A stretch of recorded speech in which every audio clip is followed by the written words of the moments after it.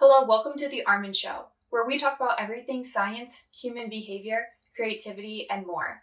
Thanks for joining, and make sure to subscribe.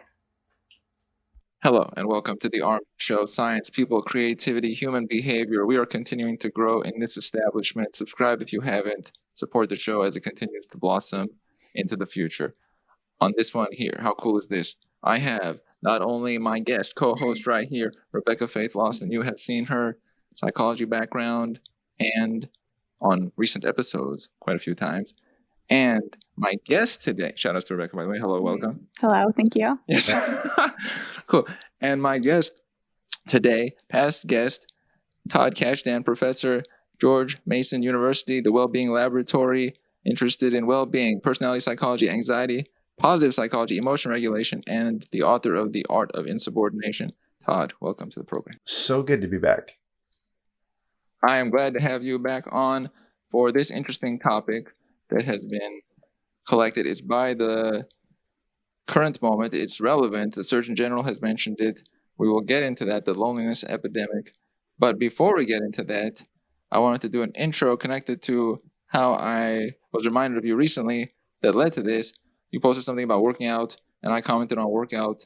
It's very important for health. And then also there's a segue of this to the loneliness epidemic. Tell me about your workout regimen and how is that meaningful to you? And then we'll also describe ours. Oh, I definitely want to hear yours. Well, I discovered that I tore my wrist in December. I thought it was nothing. And so I've been working out for the past 6 months thinking it's just a twinge. This is a very male behavior. And once I went to a doctor, orthopedic surgeon, realized I may need surgery. I got a cortisone shot and he said, listen, just stop doing things with your right wrist. And so I created an entire regimen of workouts with my left arm. And so one of the things about when you injure your body and you use exercise as your form of meditation or just your state of contemplation or your white space is you don't want to give it up. And so you almost always have asymmetry. So my right arm is, I'm not going to show you right now, is massive in size compared to my string bean left side. And so injuring my right wrist is a godsend because now I get to build up my left side and make it a little bit more symmetrical. And so I've basically been doing a whole series of workouts of curls and functional body movements, one arm push-ups and one arm pull-ups with weights attached to my right side so that I can actually make my body symmetrical by only working out my left side. How cool is this? You are becoming more symmetrical by the day. You can see it minute by minute. You could track me on your app. I have a symmetry analyzer right now. It's actually increasing on an upward trajectory there. That's super cool. I know my workout regimen or what I think of when I think of personal training. I will leave that for last. What about yourself? What has been your experience with working out, training? What does it mean? Thoughts that come to mind when you think of that? I feel like working out has been a journey for me. I feel I've been in different interests of what I go to for workouts. Like I used to be like a runner or I used to do high intensity workouts, but now I'm kind of in a season of I do Pilates mostly. And I just find it also really good just for the mind and just puts me in a really good mental state. I'm moving, but I'm also not overdoing it. So that's kind of where I'm at. What about you? That's cool. Mine involves regular gym activity. It's very helpful. I go almost, let's say, 5 times a week and hefty and I need to warm up for like an hour. So that's one of my things that's different from other people. I have to warm up for like an hour of doing walking, running, maybe shooting some hoops, walking something, jogging, running. And then finally I'm ready to do a workout like everybody else. My other friend can just come and work out immediately, but we're all different in the way we have to adapt to the world, like your to match symmetry example, for example. Yeah, so you have, I mean, it's good. This will relate to when we talk about loneliness is like, what is your runway leading up to exercise, socializing, going into work mode, whatever that is. And it's kind of a conversation a lot of people don't have. And a lot of adults, parents, teachers, mentors don't tell people of, hey, I'm going to modify this class or your work environment for the fact that you have a longer runway. This is a great point. A lot of people that go to the gym actually go there because they might come from loneliness, or that's the place where they know there's people around and they can do it contextually on a regular basis, and that helps them. Something that's like a healing form in a way. So that connects, in fact, to the concept of loneliness and isolation that is happening across the country, because I feel like a lot of people at gyms right now, if the gym was taken away, it would be 8 times worse for their whole week, because that's barely where they are getting out to. What are your thoughts on that? Yeah, you hit an important sociological element, which is what I call the third space, where your first space would be your home. However, it could be by yourself, it could have roommates, it could be whole family, who knows. Your second space ends up being your work. We'll just go with the idea that you're not doing remote work, you're actually going physically somewhere. And then your third space is, if you go back 50 years, it was all men organizations where you had, the Elk Lodge and the Moose Lodge, and you had those kind of things. And then you had diners that people would regularly, they would know all the waiters and servers. Then you would have Irish, pubs and taverns. Again, it would be the local denizens that you could figure out the characters. Then it would be, churches, synagogues, and mosques.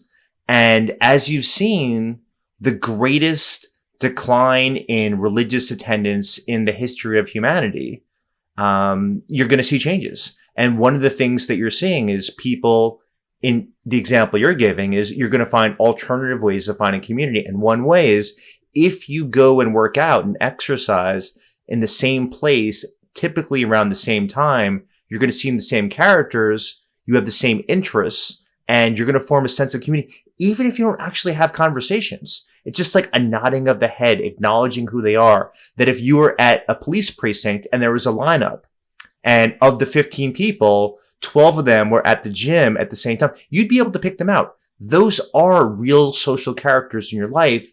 And it's worth thinking, if you're listening to this, do you have a third space? If you don't have a third space, that is an important deficit that's going to increase the probability you're going to have low levels of happiness and high levels of loneliness and all the consequences that we're going to be talking about. This is a great point. I actually have a connection to that in relation to Rebecca and community and church I was going to bring up later, but I'll bring it up now and then I'll get into some of the material about loneliness. Does that speak to you in any way? Is there any place that has community and connection that you have participated in? How has that been? And then I have a follow-up question to Todd related to that. Yeah, so I am part of a community at my local church, and it's a young adult community. And I have noticed definitely, like, how involved I am plays a part in my own emotional well-being. And I think I've taken time away. Like sometimes, maybe I'm not as involved in what you're calling the third. What was the third space? Yeah. Yeah. And I've noticed a difference, and I'm like, wow, why? What is that? And I don't even necessarily have words or a description for it, but I just notice it within my perceiving of how I am and how I'm feeling. And so I just think that's such a good point, and so great that you can identify and call it the third space, because you're right. It's even just seeing familiar faces or just giving a head nod or just, acknowledging these people. And then also that consistency, seeing consistent faces, and maybe you don't have these deep conversations with everybody, but just being around it is a sense of socializing. Yeah, I like what you're describing, Rebecca, because you really want to break this down to what are the mechanisms or the elements that makes a third space work.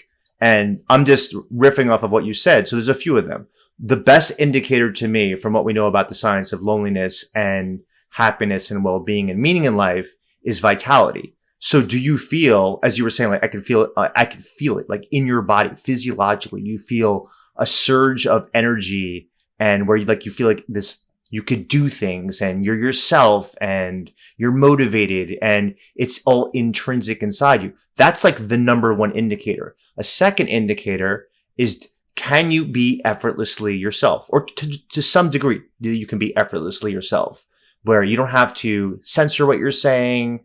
If you think something, someone says something and you have an idea or comment, you're not self-silencing. That's a really good indicator of an environment. And then the third one, which I think, Rebecca, you described pretty nicely, is are you seen? Like, do you feel like you're being seen? Like you're actually not just visible, but someone will make eye contact with you, acknowledge your presence. And in that is that you're valued. I know you come here. I honor you for being here, and you see them. And those are some of the elements that are important that we miss when we don't have these non-family social environments that we can go to. This is a great point on a different kind of loneliness that people don't think about, where it's not just not people being around, but you're not connecting where you would want to connect. You're not being seen. That's very relevant. When you're not seen, it doesn't matter if there's 40 people around, you still feel lonely because the level of desired connection is different from the level of actual connection. And that discrepancy makes a person feel lonely in that moment. Mm-hmm. Yeah, let me tell you something that hit me hard this year, where I just started reading the obituaries because there was a family scenario where there was a debate of would that woman in my family want an obituary or not. So it just got me of like I don't even read the obituaries. So I just started reading obituaries. And there's a theme that really hit me hard, which was stories of older women in particular who are describing that later in life, so 60s, 70s, older, they came out and then they, as non-heterosexual, as lesbian or bisexual, and then they finally found their partner. And in these obituaries were how much that they regret the fact that they didn't come out earlier, not because it was a good time or a bad time, because they didn't realize just how powerful this connection was. And there's something to be said about hearing these stories of someone that is non-effortlessly themselves their entire adult lives, pretending to be a different sexual orientation to fit in.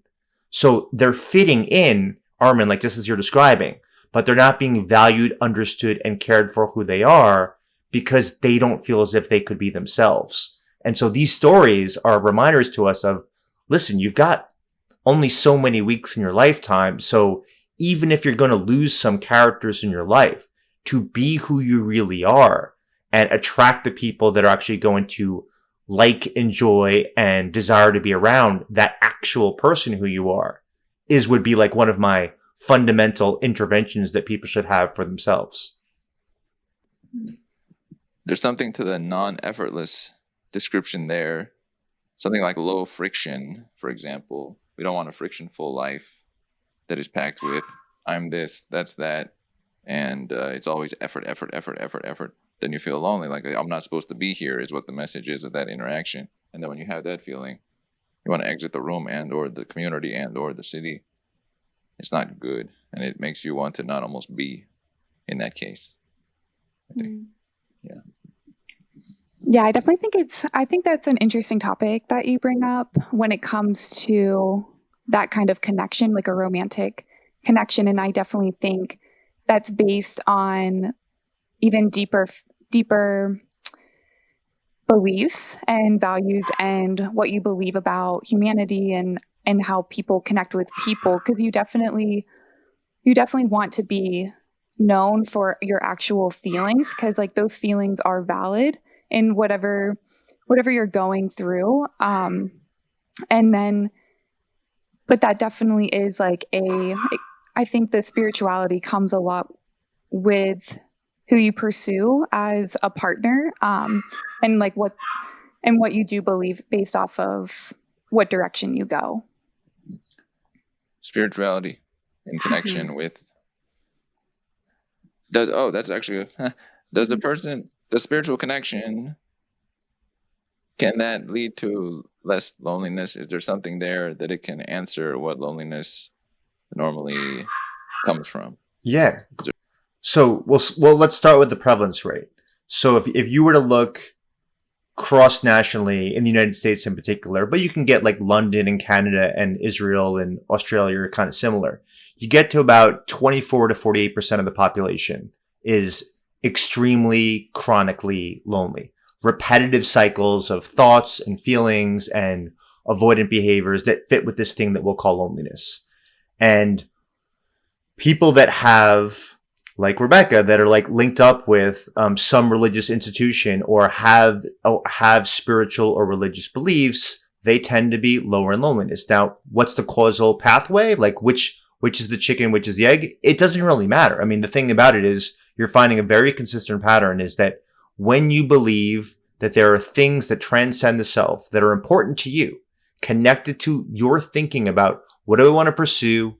Who's the person that I am? What do I want to be in the future? That connection, that spiritual connection is linked with lower levels of loneliness. It gives a sense of perspective. Would you say the spiritual sense gives you a sense of perspective, like a bigger picture, so it makes you feel more calm with the day as it is? Yeah, I think that taking the bigger picture into connection makes you feel like you're a part of something. Even that,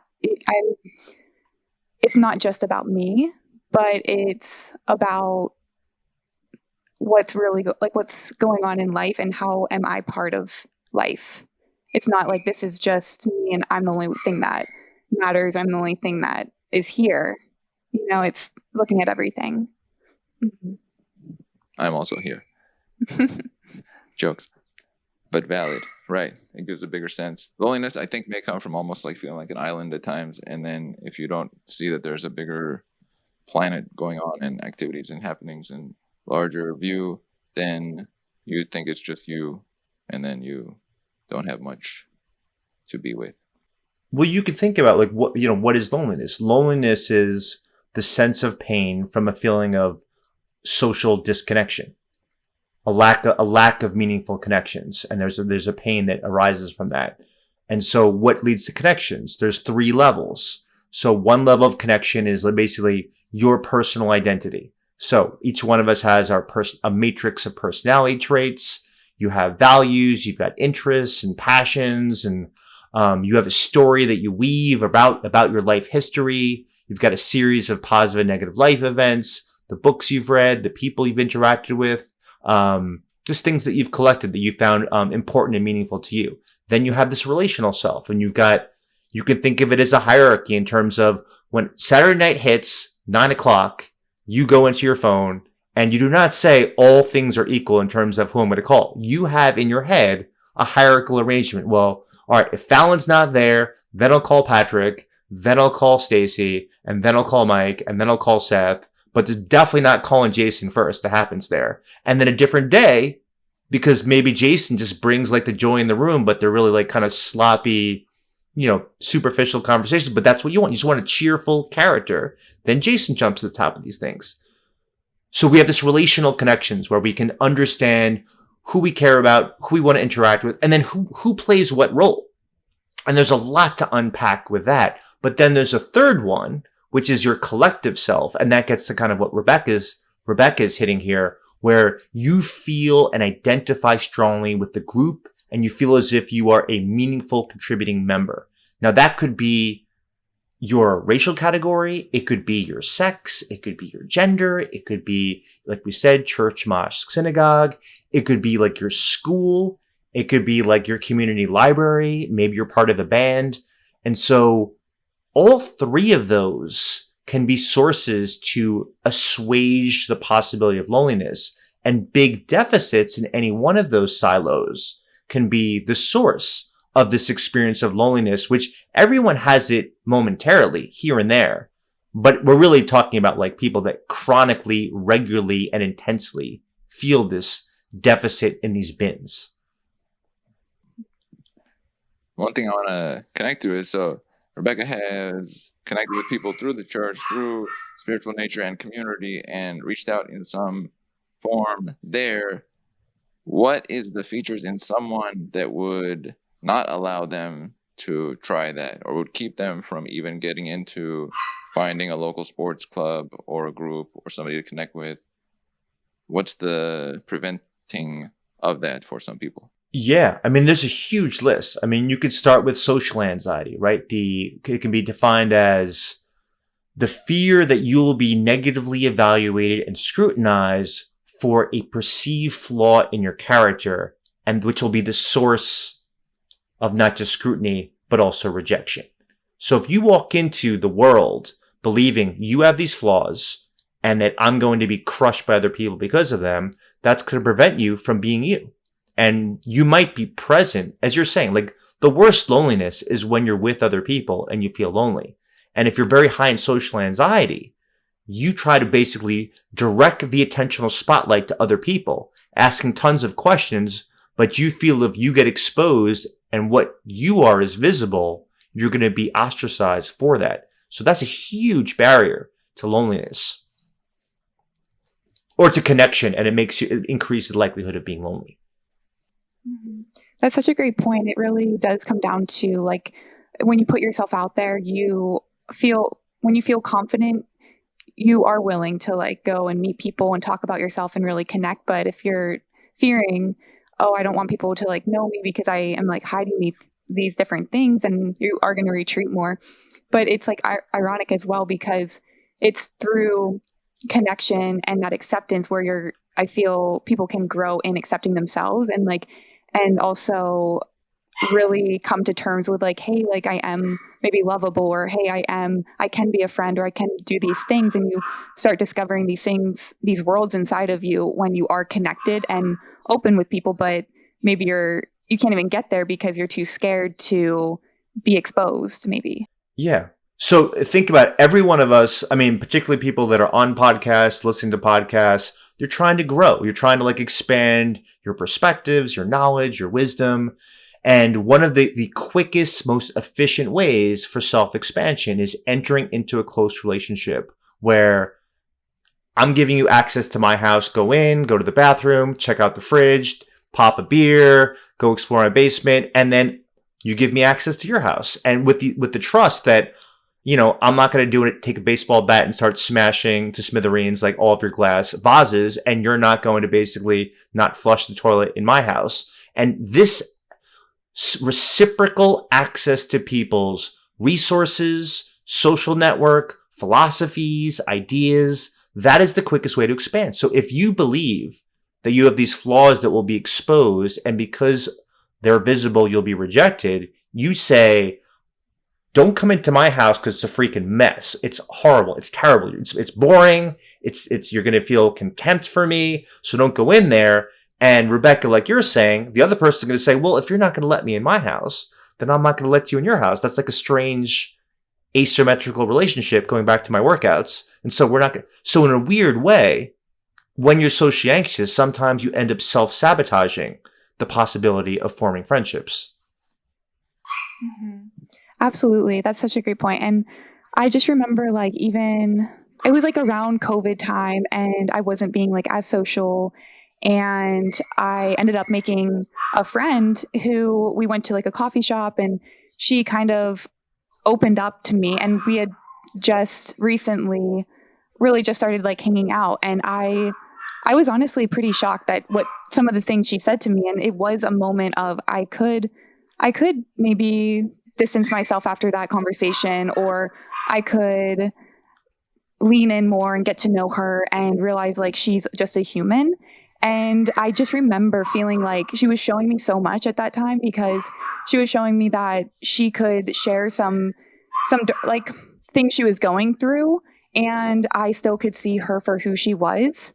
And it was okay that she was sharing these things. It didn't completely turn me off from being her friend, but also it was cool because I was also like, wow, I can also share things with her. It gave me that opportunity, like, oh, she has problems. Like, well, maybe I can share some things that whatever, maybe I don't look perfect for them, but I'm human as well. And it gave me that opportunity to also share. So I think sometimes people can have fear like, oh, I have these things going on in my life and nobody will accept me. But really, everybody has something that they're going through or has gone through, that they're going to have a sense of compassion for people, or they're going to understand. And people are more loving than I think sometimes we give them credit for. Yeah, I mean, I think you hit what science has found is like one of like the really good, simple strategies to kind of stave off loneliness, which is experiment with the idea of skipping the rungs of intimacy and sharing some details of your life to someone else. And it'll feel good, just the idea that there is a platform or place where you can get those things out of your system. But on the other side is the other intervention. If someone's going to make a social bid, that's what we'll call it, where they share something important about themselves, it's really an important social strategy where you're going to show interest, you're going to ask questions, you want like more elaboration, more details about it. And there's just like validation of like, I can't believe that you went through that before. I'm so glad that you feel comfortable enough to share that with me. And those small statements alone just let the other person know that they were seen, they're cared for, they're understood. They cost nothing. It's super quick. So it's not like a lot of time and energy, but making the social bids of sharing those things, receiving those social bids and responding to them is one of the best ways to kind of improve your social interactions. It's important to make those reach outs. Mm-hmm. I have a long background of socializing with people in public and reaching out to people randomly, so that's always been a positive in that category. Mm-hmm. One thing that comes to mind in the space is we had talked last week about, I had mentioned that an individual mentioning selfishness in a talk, I was wondering to myself, when they talk about that issue, does it make it more likely that selfishness pervades in society, or does it illuminate something? Same thing with loneliness, was brought up by Rebecca. How did you describe that? Mm-hmm. The concept of either affirming something in somebody else or bringing it to light and exposing it so it can be better. Is that the question you're asking? Mm-hmm. Mm-hmm. So, yeah, I think that, for instance, taking the analogy of selfishness, it was basically a sermon that we had watched, and it was about selfishness. And like, I think that when you identify something in humans, it brings awareness rather than like amplifying it. Yeah, amplifying it. I think it's like, okay, we acknowledge this thing is going on, and then people can decide if that is, pertains to them and what they want to do and improve and grow, rather than affirming it like that's me. And, it's like you want to be in a growth mindset, not like exactly. So I think there's a lot of factors in it. Does bringing up something amplify it more? Like, let's say we talk about loneliness. Does that make it more of a thing? Or is it more informative and doesn't affect it to make it more of a common thing that people should expect to see? Yeah, I mean, maybe the better question is, if you prime people to think more about loneliness, is it a good thing or a bad thing? Right. So we had this when, what was that? That Netflix special where there was a suicide in it, and people were terrified that this was going to lead to a contagion of suicides, like 12 Reasons Why. That was the show. And you did see a ever so slight spike, based on research studies of once that was like released on Netflix, because nobody reads books, so only when actually the show came out. And when you start exposing this word loneliness and describing what it is, and people are listening to this conversation about that this is maybe possibly like more pervasive than we thought in society. Being aware that this is your body's evolutionarily derived response to say, just like if you're hungry, you should get some food. The feeling of loneliness, that pain, is a reminder of you need social connections. You need to feel as if there is some level of relatedness or belonging, and that need is not being satisfied. And stop what you're doing and go hunt and go look for it. Or take a few seconds away from the world and contemplate, why is your social life devoid of interactions and relationships where you feel connected to other people?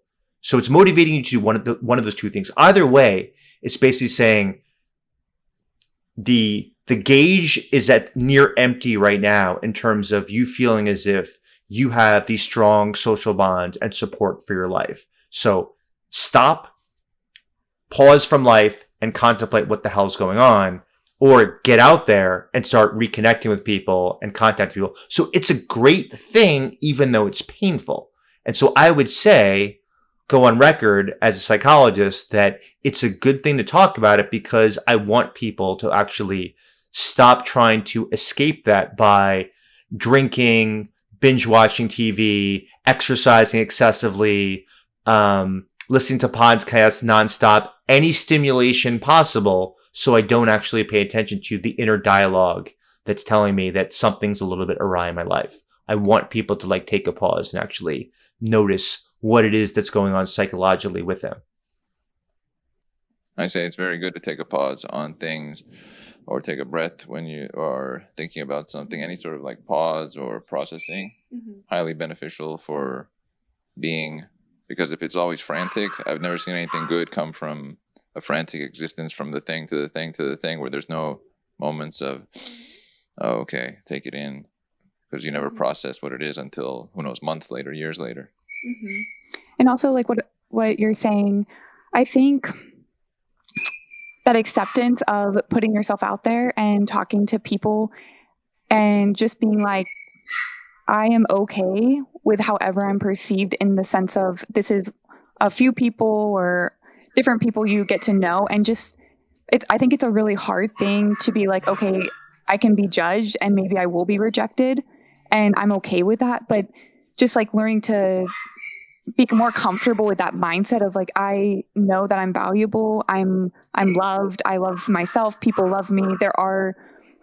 I want to go as far as, God loves me and I am seen and I'm worthy of connection, and just being like, if other people don't see that in me, then that's okay. And that doesn't take away from my own value. And because like, I think of also like the analogy, it's like a guy goes and asks a girl on a date. Well, maybe he's rejected, but maybe he has 3 other girls and maybe one of them out of all 4 says yes. And so it's like being okay with that rejection to reach the connection. And it's worth it, because you need social connection, because that's how we're like designed, I think. Yeah, I would add one tweak to that, which is when you do this audit on your social life, is actually to think objectively, do you have characters at the best friend level? Like, let's like level 1. I call it my wise counsel. Some people have different terms for this, of like, these are the characters that will bury the bodies with you. So that, these are the ones that will take it to the grave, all of your secrets. Some people have 0. Some people, it's the largest percentage of people in society that say they have 0 at that level in the history of humanity. It's worth taking place. And there's lots of reasons why. And, in terms of like not reaching those really deep connections and being untrustworthy enough to share things that people would actually show that they will keep your secrets or help you problem solve. But then, level 2 is like close friends, but these are not the people you would share your deep, dark secrets. Level 3 might be colleagues and friends, but not people you want to spend a whole day with or go on a beach trip with. And then you get like, acquaintances at level 4, which is, it's nice to see you at the gym or at work, but we know we don't really want to be having a long conversation, but it's nice to be around you. And I think when you do an audit of what percentage of characters, what are the number of characters at each level, you can get to, Rebecca, what you're saying, in that, yeah, I just got rejected. Yes, someone told me they don't want to see me ever again. Yet someone told me that when I walk into a room, everything is colder and more horrific than it was beforehand. When that happens, if you've done a successful audit, you can say, I don't need your affection and approval, because I've already got characters that are already in my little pyramid in my life that happens there. And when you don't do that audit, you feel as if your entire social being, your entire psychology is on the line of every moment. Yes, do I get a thumbs up and I'm accepted? Or no, I've just been rejected, thumbs down. And to use your dating example, that's the kind of scenario where you're really psychologically vulnerable. If every time you ask someone out after a conversation, your self-worth is contingent on whether they say yes. And you want to have non-contingent self-worth. Yes or no, can you make an assessment that says, I was freaking funny and witty and playful, and yeah, they said no, but I killed it. Like, you want to judge the performance and not the outcome. That's a good way of putting it. And yeah, focus more on performance of who you're being rather than how it's received. And I don't know if that's always how people go and look at that, so that's a key thing to be mindful of, I think. I've paid attention to, that's a good point, that graph of friendship numbers dropping, where it's like best friends and next level, next level, next level, and they're all dropping as of the last 10, 15 years, 20 years in all categories. So the amount of people that actually have a strong, close connection or next level and next level has gotten to points where it's almost starvation in a way.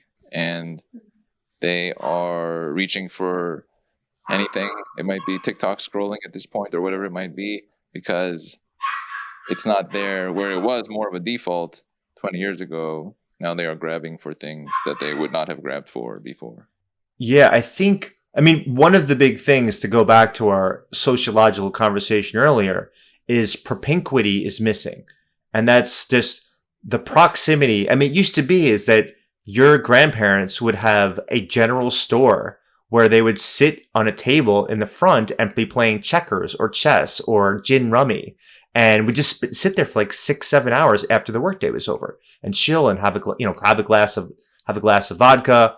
No matter how you feel about any of that, it's that they were just regularly interacting with people in their small communities. And as we've kind of urbanized and had like more population density in the suburbs and in urban areas, you would think it would be more social connections, but it's actually often less, is because people pass right by each other without even making eye contact out of the fear of, I've got to get from point A to point B, and I don't have time to stop. So there's that independent lifestyle, independent self, high levels of ambition that are permeating our culture, such that we don't stop and have these social interactions that you would in the past. And that's a contributor to why you often see a decline in well-being over the course of time. So we can't just say everything's iPhones is the cause of all of life's ills. I would say is that the way society is structured in terms of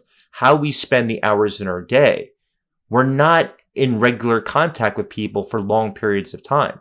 What's cool about the example I gave about our grandparents just hanging out in front of a country store is that you were sitting with them playing cards, no matter what their politics were, what their how much they liked your spouse, how much they liked your kids. You were just going to sit there with them. And and if you had an argument, you were going to work through it because you were going to see them tomorrow in the same spot, doing the same cards. And there's something about the multitude of avenues that we have to escape and abort social interactions, including pulling out that smartphone out of our pocket, that we're not sitting with this long-standing, developing, never going anywhere relationships. They come and go. And some of it's good because there are people that actually don't give us vitality and make us bring out bad versions of ourselves. But a lot of them is we just lack problem-solving abilities to work through difficult spots in our relationships. The cool factor. Mm-hmm. We had a lot of time before when we'd be sitting down, and that was reasonable and normal. Mm-hmm. That has adjusted over time. Over every year, there was something like, oh, but now, let's say the phone example, you're checking your phone. Wow, that person must be cool. They must have something beyond what we're doing right here. And it went another step further, another step further, and it kept being cool. But I've noticed in life, the thing that is cool or looks cool in the brief moment is always temporary. I've associated cool with temporary because it might be for a moment like, oh, that person seems like they're elsewhere. There was no elsewhere ever in the world that anyone ever went to ever since the beginning of time. It seems like it, like, oh, they're doing that thing that leads to, we're all still on Earth and it's spinning on like a little degree axis or some sort. So I've noticed that now we have a pullback after many, many years of getting cooler and cooler and everybody getting cooler and cooler. It got to the point where it's like, okay, we took away basically every element. We extracted from everything that people were doing by default on a daily basis. And now we are almost left with nothing. So the cool wasn't really represented. Mm-hmm. Thoughts on that? And also, it seems that when we're on our phones, we got this false socialization that we think is happening because we're seeing so many people and we're seeing all these photos and seeing comments and whatnot. And it's like we're socializing, but we're not. So it's giving us that false illusion that we are socializing. And it takes away from the time we'd be spending with actual people in person when we're actually socializing. So I think we're kind of, it's a little bit delusional sometimes with phones and seeing people all the time. These are two very good, distinct points. So let me hit Armin's first. So before we were talking about what are the barriers to social connections and what are risk factors for loneliness. And we talked about social anxiety. Well, now we're talking about the other end of the spectrum, which is another barrier, which is narcissism. And so you don't have to have narcissistic personality disorder. If you feel this grandiose beliefs that you're better than other people and you guys aren't smart enough for me. You're not like as educated as me. You guys have fewer degrees than me. Like I should even be in the same room as you. That prevents me from relating to you. Like that internal belief of like, I'm better than Armin and Rebecca. Like this is random schmoes on a couch that doesn't even look comfortable. And so I can't connect with you. I have created an internal barrier of thinking I'm so freaking awesome that just as the socially anxious person has I'm so fragile and weak, that's a barrier. Now that's like, who can match my awesomeness? And that's a barrier as well. You add in the entitlement piece, which is, I deserve to be at the VIP section. I shouldn't be with you in economy on the airplane. I want the table in the corner. I don't want to be sitting with the minions. All of these things prevent me from relating to waitresses, waiters, other people that are there. They find me annoying, stressful, and this fits with that cool quotient where by definition, cool means that someone has a characteristic that is unique and distinct from other people there. Only a small subset of people can reach that quality, but you don't get to decide it individually. Other people determine for you whether you're cool. So you might not even have access to this information. So walking into a room trying, which is a lot of us when we were in our, teens and our 20s. And for everyone listening who's that age, this is a huge barrier because your belief that you are in some ways superior to other people prevents you from realizing how interesting most people are. And if at the minimum have interesting stories, but you're not going to get access to them because you've already X'd them out prematurely. And one of the ways to prevent social connections is to prematurely rule and discard people. That is so good. I just want to be like, mic drop. Like, that's so good. Because I feel like I even relate to that, like in my early 20s. Like you have these thoughts of like, okay, I only want to maybe socialize with certain people and you want to do these certain things. And you can have that very naive point of view when you miss out so much on so many people, or the people that you can connect with sometimes connect you with amazing opportunities or amazing other people. You don't know how life is always going to work. But rather than that mindset of like, oh, I can only associate with like the absolute best or the people who are just as qualified, you limit yourself from like the magic of life, like the things that happen, you don't always know who you're really talking to. You might have these judgments and you actually discover like, whoa, these people are like, this is who they are. Like it's just amazing how limited people can be based off of these very quick, naive beliefs. Yeah, and I think it's like you, Rebecca. I think it's good to like for all of us, by owning the worst versions of yourself in the past, you get to improve the you now and the future version of you. And you often see like these indicators of this. So, I've met many a woman who says like, I don't really get along with women. So most of my friends are men. Or you'll talk to someone that's extremely, in my world, in academia, of like, I don't really have any blue collar friends. I mean, most people that I associate with are like extremely educated and well read. And I always have this like, like that's a lot of people that like you ruled out like automatically. Like the idea of like a painter or a carpenter isn't up to par with you because they don't have Proust like on their, in their bookcase behind you is a very strange way to go through the world. And if you have no friends of the same sex, male or female, that's a big tell of there's something a little bit off, like in how you're, making decisions of like who's in and who's out in your world. And my guess is I'm going to be next. Just the fact that you're saying that. This is true. The people we associate with is a substantial feature. Mm-hmm. If we don't do it, it's a limiter. If we do it, it can be great. One thing I just thought to mind, you talked about owning your early years and that can help maybe with not being lonely later on. What are ways to own that? Does that come to mind as well, like owning your failures or your early years in some form? Yeah. So Dan McAdams at Northwestern refers to this in some ways as like the redemption narrative.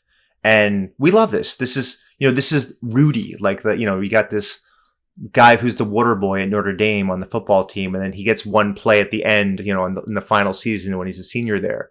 Like we like these redemption stories. We love people that, had substance abuse problems, went to AA, come out, apply for your job. And that like, this is going to be a workhorse who's going to, in terms of someone like you want to hire, like this is someone who's been in the gutter, been in the pits of despair. And like, these are people I love to hire. Like, I want someone that's like knows how to struggle and has gotten out of it in this way. And we all have our own personal stressors and traumas.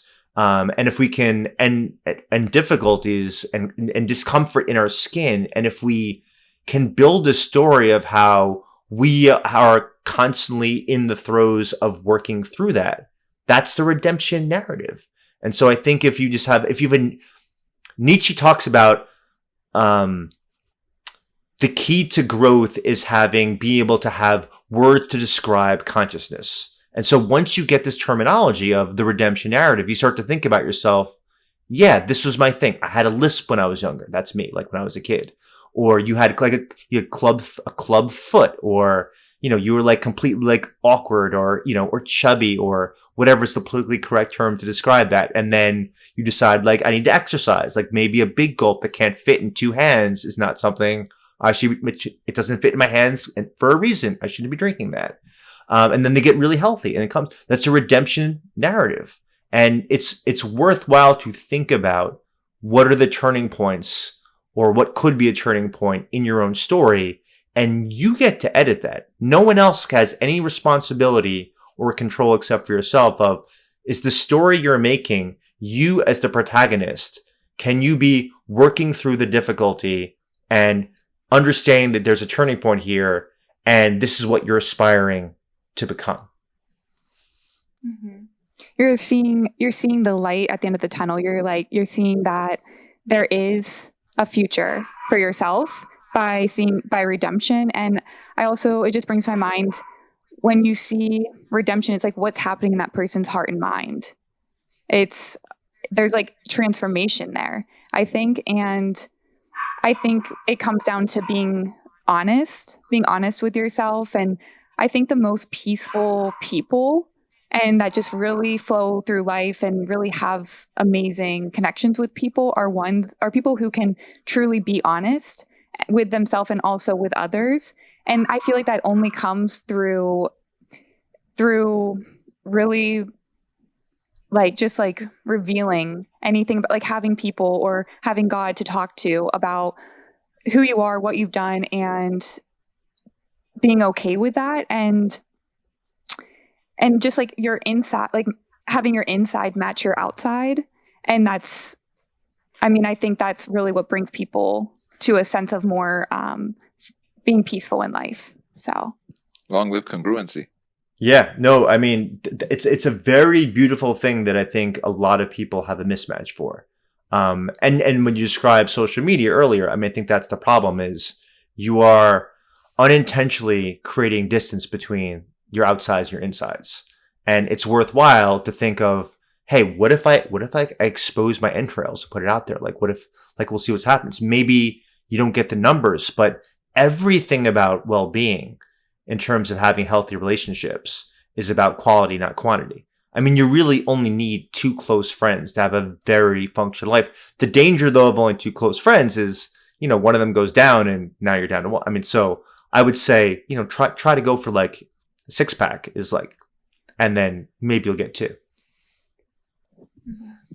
That's funny. It's like that one quote, like having one is close to having none. So it's too close. No, I feel, yeah, that's a good one. That's a neat one. Yes. We don't need that. The quantity, I think, was an illusion that was sold to us over time. Like, it seems like, oh, that number is substantial. That must mean this. But we've seen 10 million examples, which is also a number, of that not being the case, where that number didn't translate to this. That person is now like this. Those numbers were not directly linked to life. If they were, then that would have been the be-all, end-all answer, and those people would have been the gurus of our society. But in some ways, they end up having discrepancies in their life that showcase that there's not complete understanding or omniscience in their being.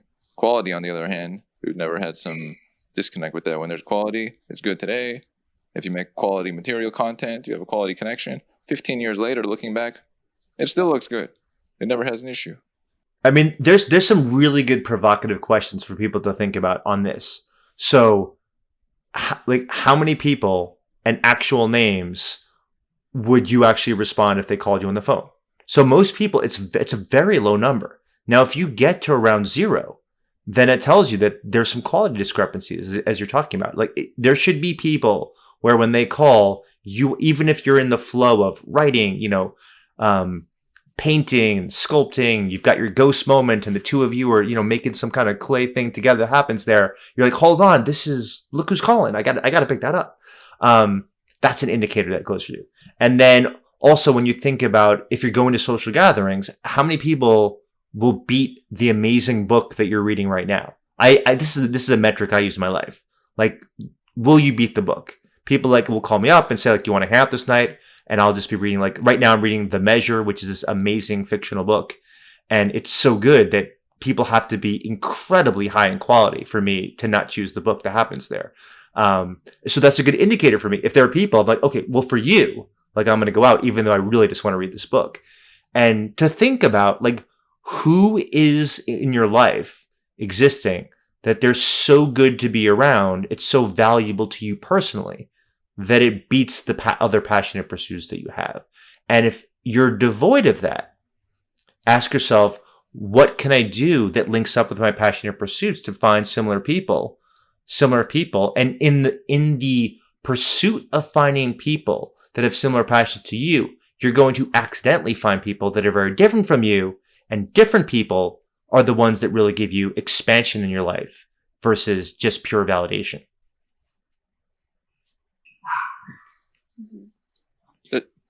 Yeah, having both, I think, is really good. It challenges your mindset and it keeps you sharp in the sense of, okay, well, why do they have a different point of view or a different belief? And then kind of identifying, well, why do I believe what I do believe? And I think if people just always agree with you, then you're not going to be digging deeper and asking yourself harder questions. That's another good indicator. To what degree are you associating with people that actually challenge your worldviews?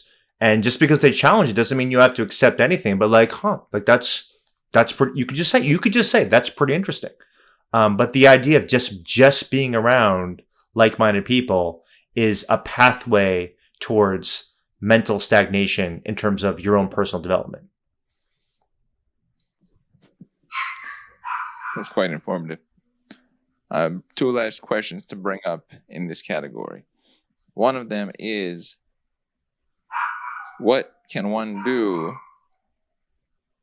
if they wanted to take steps upcoming in the next week or month to take whatever level of isolation they might feel right now and adjust that rapidly in the near future? Is it psychological? Is it functional steps? What can someone do to adjust that? Yeah, it's a great question. By the way, I hope this video for the podcast, I love watching you think. I love when you turn your eyes to the ceiling. It just makes me happy. I'm just telling you that. So I think one of the important ones is, I'm going to stick with this term I used earlier, which is social bids. Throughout our days, especially over the course of a week, you get social bids. Armin, you're really good at this. I know, because we've had a number of hours of conversations now where you'll say something that is left of center. It's got nothing. It's a non sequitur. It's got nothing to do with what we just talked about. And then that's a social bid, where you're basically, do I respond to that? Do I pretend it didn't even happen and just keep going linear with as if I'm not with you? We're just two people. It's like parallel play. There's a point for little kids where there's parallel play. They'll be in a sandbox. They're next to each other, but they're doing 2 totally different things. And then there's a certain developmental point where they turn to each other like, hey, do you want to build this farmhouse out of sand together? So if not responding to your bizarre thing that pops out of your head is parallel play, potentially. and then view it as like, do you want to jump a developmental stage and say, listen, whatever the Armin just said, like that interests him. So I'm going to accept your bid and work with it and go there. So what I would say as a very specific, concrete suggestion is look for social openings. And when someone gives it to you, respond. So let's say, I mean, I don't drink coffee, but this is what I imagine happens. You walk into Starbucks, you pay money, and people give you a coffee. So in this transaction, they may say something strange. They might like take a smell and be like, Rebecca, you smell like that bubblegum ice cream pop that the ice cream man has, like the one, it's like kind of like a bomb pop. It's got 3 colors mixed together. That's got nothing to do with buying the coffee. Now you could respond any which way you want that relates like whatever popped in your head that now that ice cream man, summer has just been raised together, which is not part of the transaction. That is a social opening.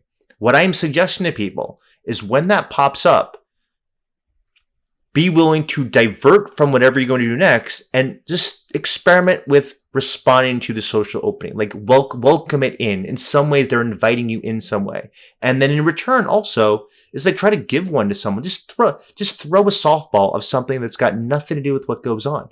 Like I just did one just earlier. I mentioned the book in my hypothetical, like beating the book metric in terms of whether I socialize or not.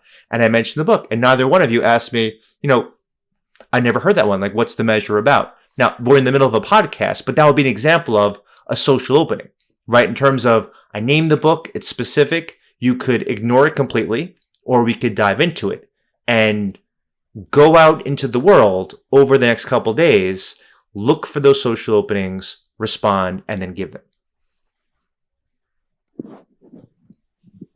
This is a wonderful point. And I'm switching up my last question with this one. Can you tell us more about the book comparison with connection with people and how the book can be outdone by a potential person? I like the bid concept also that you just brought up. Very relevant, and I think that is part of my being. It is. And it's so you. I have not been heavily in the isolated space, probably because of that. Because I have a bigger theme that we're all already linked planetarily, and the opposite was not actual ever. So I never believed in it. So I don't give it any credit whatsoever. And I always reach out. I don't even count rejection because it's like we can't reject the sun beaming its light. We can like put an umbrella there, but it's beaming light. So same thing with all of our connection is it's forever and vast. So it's almost like the rejection is you have to pretend that it's there. You have to pretend that it doesn't, or that it does exist. And then that's what I would think. People pretend that it exists almost, and then take it in, and then they have anguish, and it's almost a self-story unrelated to reality. Because the other person, if you talk to their deep self, there wasn't any like, you are rejected and canceled from existence. That wasn't a theme I think that we have as people. But that was a segue. But are you saying that if somebody rejected you, you wouldn't consider it rejection? Yes, that's a good follow-up. Yeah, it is basically that I would consider it that I just look at it like they put an umbrella in front of me and I'm the sun shining outward. So the sun was too bright for them. So they're basically saying, I'm rejecting myself from you. But not in a big-headed way, but that's the perspective I take.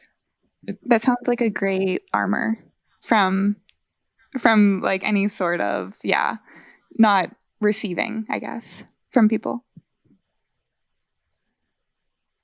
From the person. I consider that kind of like social armor by having that mentality from not like getting like your ego hit from someone saying, no, I don't want to interact with you. It could be looked at that way in a positive or right. I don't give it weight so much. Mm-hmm. And I don't think the other person, that's another thing too. I don't think the other person would intend for it to have weight as well. So that I'm trying to think of from their mind. I don't think they would want the other person to go around for the next month of I'm a this because that occurred. I don't think that's a human characteristic. If your metaphor I have 2 thoughts of that. One is I really like, I might actually steal it. I'm gonna have to give you credit in a footnote. is because if you view yourself as a sun emanating all these different rays, you are not overly investing in any single ray in terms of it being blocked or obstructed, and that's basically like the rejection part, because you're just operating with so many rays like emanating from you at one time. So I kind of love that frame. And that really is like what we all do. Give or take, like really isolated hermit-like characters. But then to go with Rebecca's point, I think of, I had a few quotes on my wall when I was a kid, and this was taped to my wall ugly, like this like masking tape, like a ripped piece of paper, nothing aesthetically pleasing. And Eleanor Roosevelt, she said, if everyone's your friend, then no one's your friend.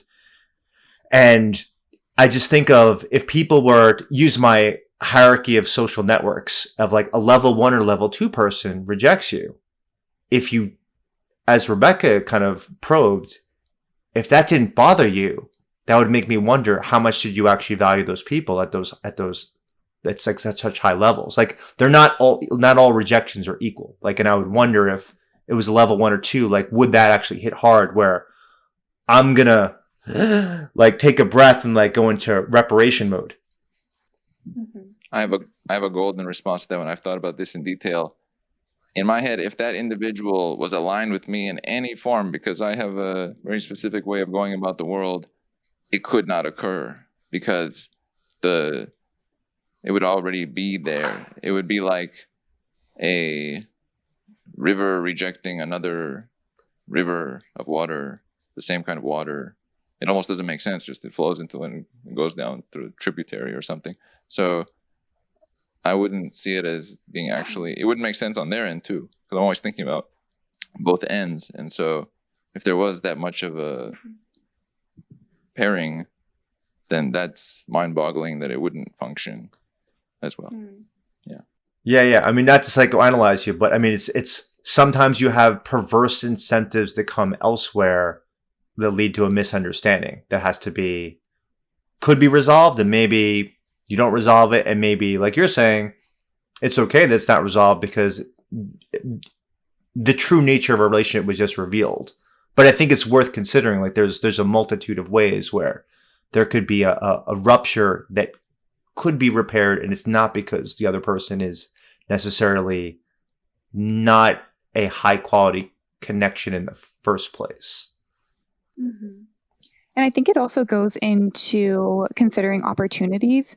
Like, say you're applying for a job or some sort of position at some company that you really look up to or think that they're doing a great job, and maybe you're rejected by that company, and maybe that feels like a hard hit, but you have to like also think perhaps life is leading you in a different direction. There's so many companies that exist, and maybe that one company didn't see my value, but that doesn't affect my value. It's just, for whatever reason, it didn't fit, but there's going to be a company that sees who I am and appreciate me for who I am, and I want to be with a company that sees that and appreciates it. So it's like, if you're going to get hit hard, like an ego hit maybe by that rejection of that first company that didn't accept you, like, it's good not to take those things personally, because there's always opportunity to be seen and valued.